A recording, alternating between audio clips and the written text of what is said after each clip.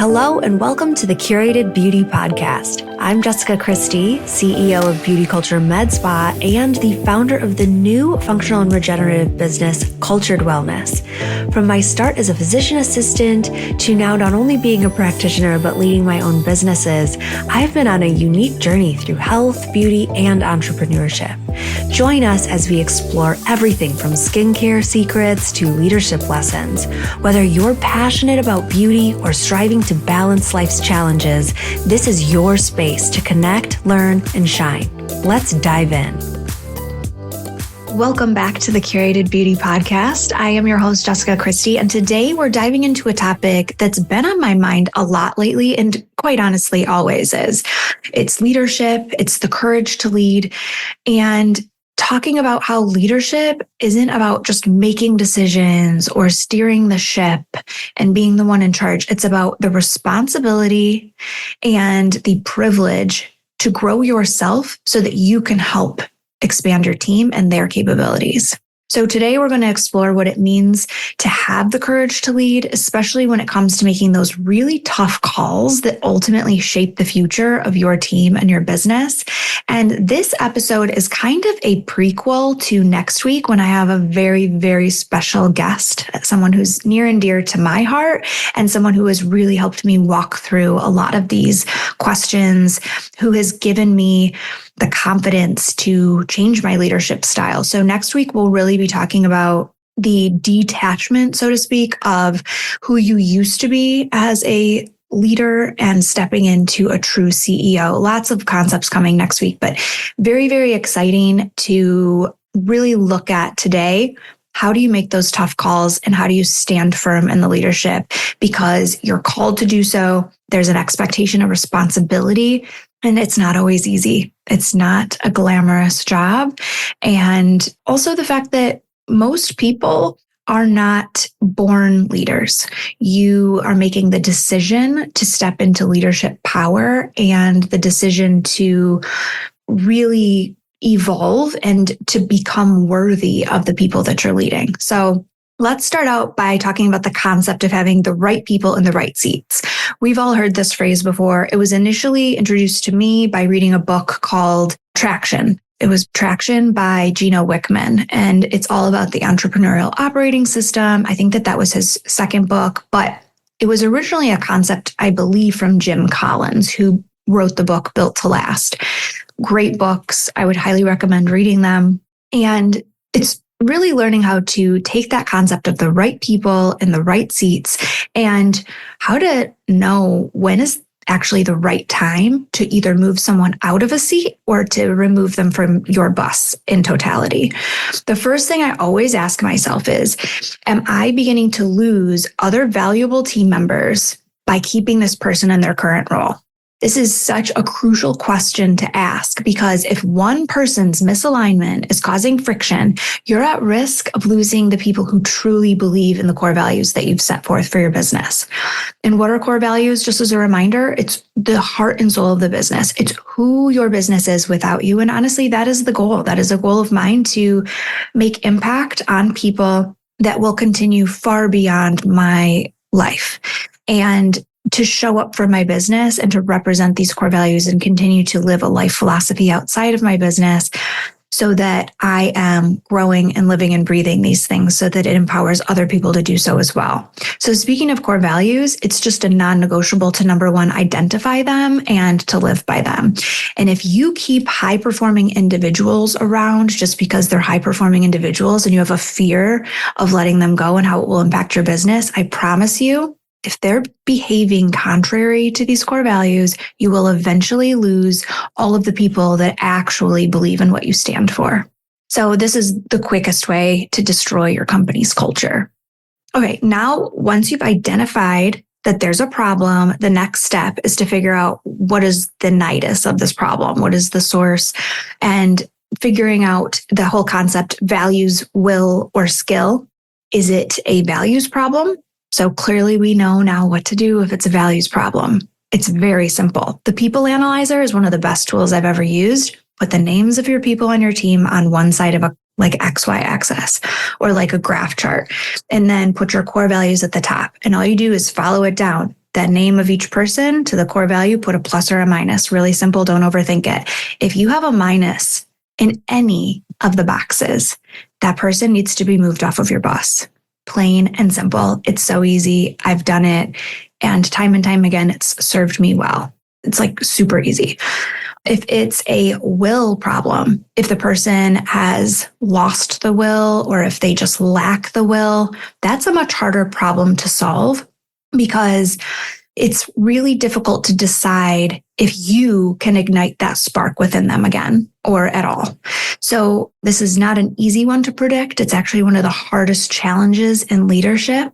And so the whole concept of a will problem, that's one that may take some deep digging. If it's a skills issue, but their values and their will are aligned with the company, like they're showing up, they're the right core values, they align with you that way, and they are passionate and they want to do a good job, then you can be patient and develop those skills. So those are really like that whole values, wills, and skills concept has really, really helped me kind of take like, this is not maybe the right person somehow, or something feels off. Where do I need to move their seat or move them off the bus? That has really served me well in kind of directing the next natural step. Now, let's talk about the windows and mirror analogy. This is a fantastic way to assess a person's relationship to success and failure. So when things are going well, the right people are going to look out the window. They're going to give credit to others that contributed to that success.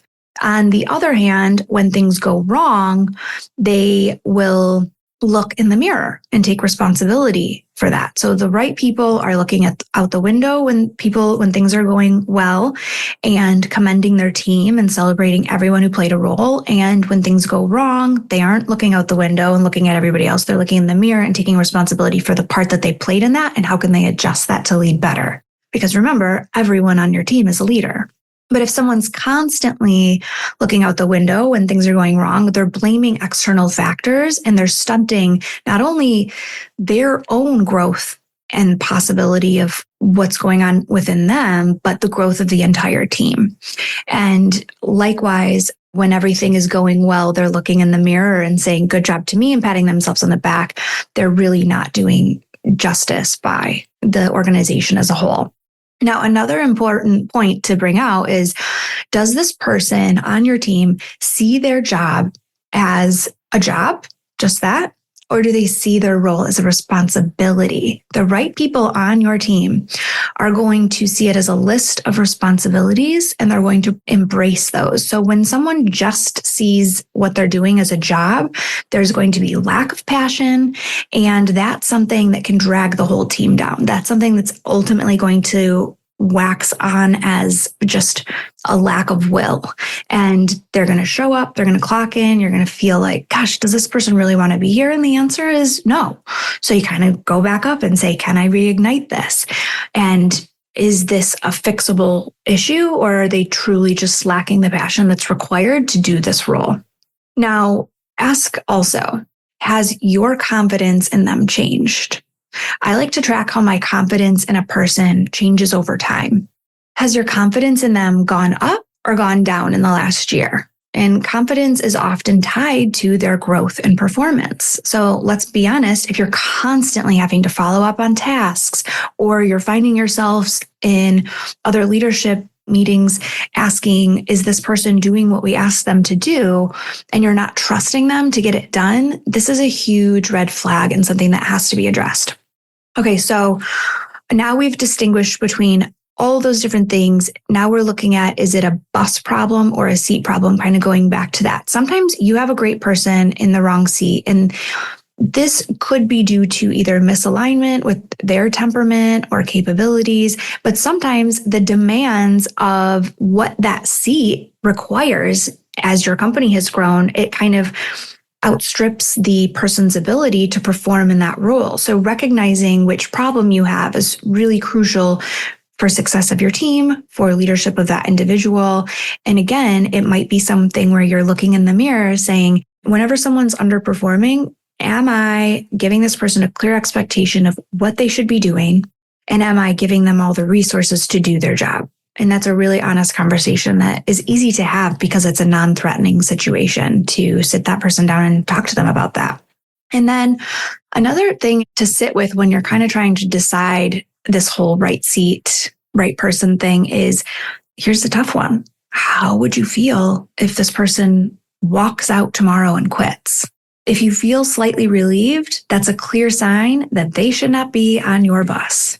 But if you're distraught and discouraged and just really struggling with that, aside from the financial part, because like I said, there are sometimes people that are on your bus that are carrying a big load financially, do not be afraid to get rid of them because your business may take a slight hit initially revenue-wise, and you might be surprised it might not. For me, there was someone like that on my team, got rid of them, and they were just so not aligned with core values. So it wasn't even a question. Don't get me wrong. I looked majorly in the mirror regarding that. And there were so many ways that I played a role in the demise of that relationship and that employee. But that's something that we'll kind of carry on the conversation in next week. But if you're relieved, there's a clear sign that that person shouldn't be on the bus. And if you're distraught, then maybe they're still the right person. Again, aside from financial. The key here is to be really rigorous, but not ruthless. You need to have an honest conversation and be courageous enough to make the tough decisions. And if you don't have the guts to take responsibility for moving someone out of a role or off of the bus in totality, then you're not exercising true leadership. And that's something that I've had to take on the chin as well. Remember that compassion is key. And if you are removing someone from your bus and you couldn't call that person a year from now on their birthday and wish them a warm, healthy day and have a conversation, then maybe you handled their departure in the wrong way. And I have absolutely been guilty of that as well. And sometimes you can't control external factors of who people are and how they refuse to also continue to look in the mirror. But if you feel good about how you handled a situation, then that says a lot. And you can kind of gauge that as you go through and as you continue to have these hard conversations. And in the end, if you want to grow your people, you must first grow yourself. Leadership is not static. It is a dynamic, ever-evolving practice that requires constant self-reflection and development. And the more that you grow, the more that you're able to help your team expand their capabilities and reach new heights. One of my 3 major priorities is to build leaders within my team. And the reason that that is such a huge priority is because I know that the people on my bus are the people that are going to continue to allow this company to evolve. They're going to continue the growth. And it's something that I am so passionate about, building something that continues to innovate, even if my absence were to take place. So to all the leaders out there, I challenge you to take a hard look in the mirror. Are you growing yourself in the ways that will allow your team to grow? Are you courageous enough to make those tough calls? Because at the end of the day, the courage to lead isn't just about guiding others. It's truly about guiding yourself. So thank you for tuning into this episode on the Curated Beauty Podcast. I hope this has given you some food for thought and inspired you to take action in your own leadership journey. I really encourage you, if you liked this episode, to tune in next week because, again, I'm having an amazing guest join me so that we can continue this conversation.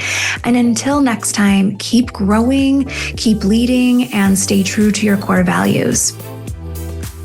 Thank you for joining us on another episode of the Curated Beauty Podcast. If today's discussion sparked your curiosity, or if you're ready to take the next steps in your wellness journey, we invite you to explore our new virtual wellness tool. It's an easy and convenient way to assess your needs and connect with our expert team for personalized guidance. Visit our website, beautyculturespa.com, to get started, because your health and beauty deserve nothing but the best. Until next time, stay radiant and take care.